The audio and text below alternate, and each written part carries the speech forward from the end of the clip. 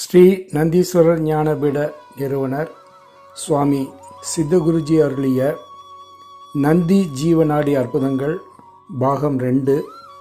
தலைப்பு திருவண்ணாமலை கிரிவலத்தால் மாறிய வாழ்வு.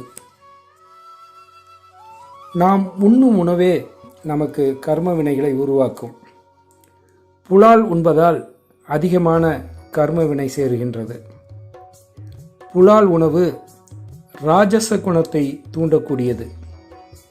அதிலும் நாம் தெய்வமாக வணங்கக்கூடிய பசுக்களையோ எருதுகளையோ கொன்று புசித்தல் மிகவும் கொடிய கர்ம வினைகளை ஏற்படுத்தும். இதற்கு சரியான சான்றாக ஒரு சம்பவம். சில வருடங்களுக்கு முன்பு கரூரில் ஒரு காலை பொழுதில் சில அன்பர்களுக்காக நந்தீஸ்வரர் ஜீவநாடி வாசித்து கொண்டிருந்தேன். அப்போது என் உதவியாளர் ஜீவநாடி படித்து கொண்டிருந்த அறைக்கு வந்து, ஐயா, உங்களை சந்திக்க சென்னையிலிருந்து ராஜகுமார் என்ற வாலிபர் வந்துள்ளார். மிக அவசரமாக உங்களை சந்திக்க வேண்டுமாம் என்றார். நான் அவரிடம் ஜீவநாடி வாசித்து கொண்டிருப்பதால் சற்று பொறுமையாக இருக்கும்படி கூறுங்கள் என்றேன். ஆனாலும் அவர் அமைதி இழந்தவராக உள்ளார். உங்களை உடனே சந்திக்க வேண்டும் என்று தொந்தரவு செய்கிறார் என்று உதவியாளர் கூறினார். அவர் கூறி முடிப்பதற்குள் ஏற்கனவே ஜீவநாடி பார்த்து கொண்டிருந்தவர்கள், ஐயா, அவசரம்னா முதல்ல அவங்களுக்கு படிங்க, நாங்கள் கொஞ்சம் பொறுமையாக பார்த்துட்டு போகிறோம் என்று கூறினர். நந்தியம்பெருமானை வணங்கி ஜீவநாடியை நிறுத்திவிட்டு அமைதி இழந்து அவசரப்பட்டவரை உள்ளே அழைத்து வரும்படி கூறினேன். உள்ளே வந்த இளைஞன் பரபரப்பு தொற்றிய முகத்துடன் சோகமும் விரக்தியும் கலந்த மனநிலையில் இருந்ததை பார்க்கும்போது புரிந்து கொள்ள முடிந்தது. வந்தவன், வணக்கம் குருஜி என்று கூறி கீழே அமர்ந்தான். அப்போது எங்கிருந்து வர்றீங்க என்று நான் கேட்டதற்கு அந்த 30 வயது மதிக்கத்தக்க இளைஞன் தன் வாழ்க்கையின் சோகத்தை விவரிக்கலானான். அவன் சென்னையைச் சேர்ந்தவன். தனது தாய், தந்தை, தங்கையுடன் வாழ்ந்து வருவதாகவும், தகவல் தொழில்நுட்ப நிறுவனம் ஒன்றில் பணிபுரிந்து பின் அதிலிருந்து விலகி பங்குச்சந்தையில் முதலீடு செய்து அதன் மூலம் பல நட்டங்களை சந்தித்து கடன் சுமை பெருகி அந்த அவமானத்தில் வாழ முடியாமல் தற்கொலை செய்யும் முடிவில் இருப்பதாகவும், தன் உறவினரான திருநெல்வேலியைச் சேர்ந்த ஒருவர் நந்தீஸ்வரர் ஜீவநாடி பற்றி கூறியதாகவும் சொன்னான். தற்கொலை முடிவை எடுப்பதற்கு முன் ஒரு முறை உங்களை பார்த்துவிட்டு போகலாம் என்று வந்தேன் என்று கூறியவாறு என் முன்னே ஒரு சிறிய விஷ மருந்து பாட்டிலை வைத்தான். அதிர்ந்த நான் அவன் கூறியவற்றை கேட்டு அவன் மேல் பரிதாபப்பட்டேன். முதலில் உதவியாளரை நோக்கி அந்த விஷ பாட்டிலை தூக்கி வெளியே அப்புறப்படுத்துமாறு சைகை செய்தேன். அதை புரிந்து கொண்ட உதவியாளர் அந்த பாட்டிலை எடுத்துக்கொண்டு சென்று விட்டார்.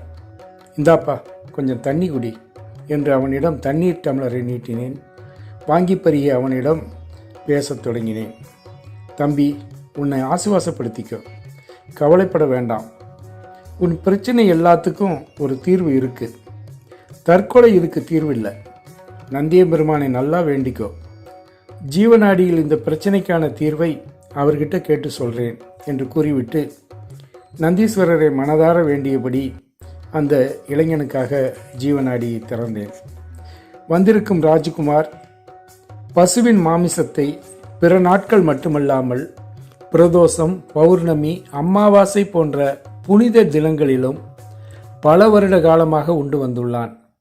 இதன் காரணமாக இவனுக்கு பலமான கோதோஷம் உள்ளது.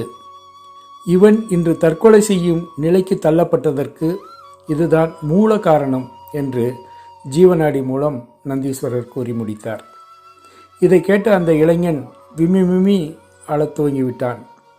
தழுதழுத்த குரலில், ஆமாம் குருஜி, நந்தீஸ்வரர் சொல்கிறது உண்மைதான். ஐடி கம்பெனியில் வேலை செய்ய பார்த்தபோது நண்பர்களோடு சேர்ந்து தினமும் மாட்டுக்கறி சாப்பிடுவேன். பெரிய பாவம் பண்ணிட்டேன்னு இப்போத்தான் தெரியுது. இதை தீர்க்க நீங்கள் தான் வழி சொல்லணும் என்று கதறிக்கொண்டு காலில் விழுந்தான். நந்தியபெருமானை வேண்டி மீண்டும் ஜீவநாடியை திறந்தேன். அதில் அவர் உரைத்தவற்றை கேட்டதும் அவன் மட்டுமல்ல, நானும் திகைப்புக்கு உள்ளானேன். இந்த இளைஞன் திருவண்ணாமலை சென்று அருணாச்சலேஸ்வரரை வணங்கி தினமும் ஒரு கிரிவலம் செய்து பிச்சை எடுத்து சில நாட்கள் வாழ வேண்டும் என்று நந்தீஸ்வரர் ஜீவநாடியிலே கூறினார். இது எனக்கு சற்று வியப்பாகவே இருந்தது.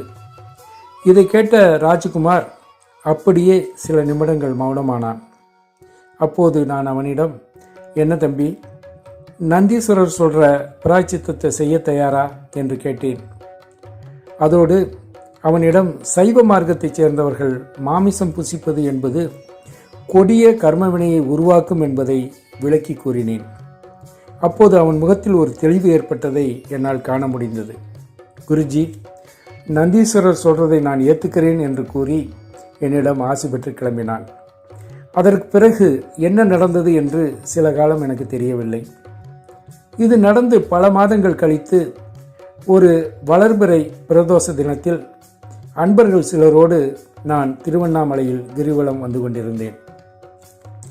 கிரிவல பாதையில் நிருதிலிங்கத்தை கடக்கும்போது காவி வஸ்திரம் தரித்த தாடியும் முடியும் நீண்டு வளர்ந்த சன்னியாசி போன்ற தோற்றமும் கொண்ட ஒருவர் எங்களை எதிர்கொண்டு என் காலில் விழுந்து ஆசி வேண்டினார். எழுந்து நின்று, சுவாமி, என்னை அடையாளம் தெரிகிறதா என்று கேட்டார். அடையாளம் காண நான் முற்படும் போதே, சுவாமி, 1.5 வருடத்துக்கு முன்பு கரூரில் விஷ பாட்டிலுடன் தங்களை சந்தித்த ராஜ்குமார் நான் தான் என்று தன்னை அறிமுகப்படுத்தி கொண்டான்.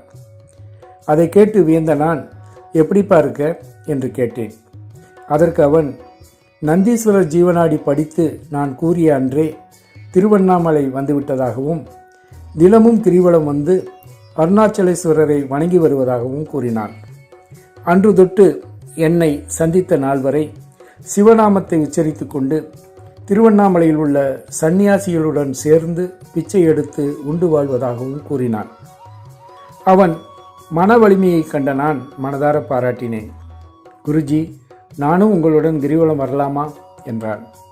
சரி என்று அவனையும் அழைத்து கொண்டு கிரிவலத்தை முடித்தபின் அவன் எங்களிடமிருந்து விடைபெற்று கொண்டான். அப்போதிருந்து ஒவ்வொரு வளர்பிறை பிரதோஷத்திலும் எங்களுடன் சேர்ந்து கிரிவலம் வருவதை வழக்கமாக்கி கொண்டான். இப்படியே 5 மாதங்கள் செல்ல 6வது வளர்பிறை பிரதோஷத்தில் நாங்கள் வழக்கமாக அவனை சந்திக்கும் இடத்தில் அவனை காணவில்லை. என்னுடன் வந்த அன்பர்கள், ராஜ்குமாருக்கு என்னாச்சு குருஜி என்று வினவத் தொடங்கினார்கள். நான் அங்கிருந்த சாதுக்களிடம் ராஜ்குமாரை பற்றி விசாரித்தேன். அதில் ஒரு சாது, ராஜ்குமார் 5 நாட்களுக்கு முன்பு கிரிவல பாதையில் பகல் பொழுதில் காரில் வந்த நண்பர் ஒருவரை சந்தித்ததாகவும் அந்த நண்பர் ராஜ்குமாரோடு படித்தவர் என்றும் அவருடன் சேர்ந்து ராஜ்குமார் சென்னை சென்று விட்டதாகவும் கூறினார். இந்த செய்தி எங்கள் மனதிற்கு இனிமையாக இருந்தது. அருணாச்சலேஸ்வரரிடமும் நந்தீஸ்வரரிடமும் ராஜ்குமார் வாழ்க்கை நல்லபடி அமைய வேண்டும் என்று வேண்டிவிட்டு கிரிவலத்தை தொடர்ந்தேன். 1.5 மாதங்கள் சென்றிருக்கும். கரூரில் வழக்கம் போல ஜீவநாடி பார்த்து கொண்டிருந்த போது என் உதவியாளர் உள்ளே வந்து, சுவாமி, திருவண்ணாமலையிலிருந்து ராஜ்குமார் உங்களை சந்திக்க வந்திருக்கிறார் என்று கூறினார். இந்த நாடி முடிந்ததும் அவரை உள்ளே வரச் சொல்லுங்கள் என்றேன். அதன்படி உள்ளே நுழைந்த ராஜ்குமாரை பார்த்து என் கண்கள் வியந்தன. தெளிந்த முகத்தோடு மிகுந்த சந்தோஷத்துடன் அவனும் அவனுடைய நண்பனும் பூமாலை பழத்தட்டுக்களுடன் என் முன்னே நின்றனர். என் கழுத்தில் மாலை அணிவித்து ஆசி பெற்ற பின் இருவரும் அமர்ந்து பேசத் தொடங்கினர். ஆனந்த கண்ணீருடன் நடந்த சம்பவத்தை ராஜ்குமார் விவரிக்கத் தொடங்கினான். முதலில் தன் நண்பரை யார் என்று எனக்கு அறிமுகப்படுத்தினான்.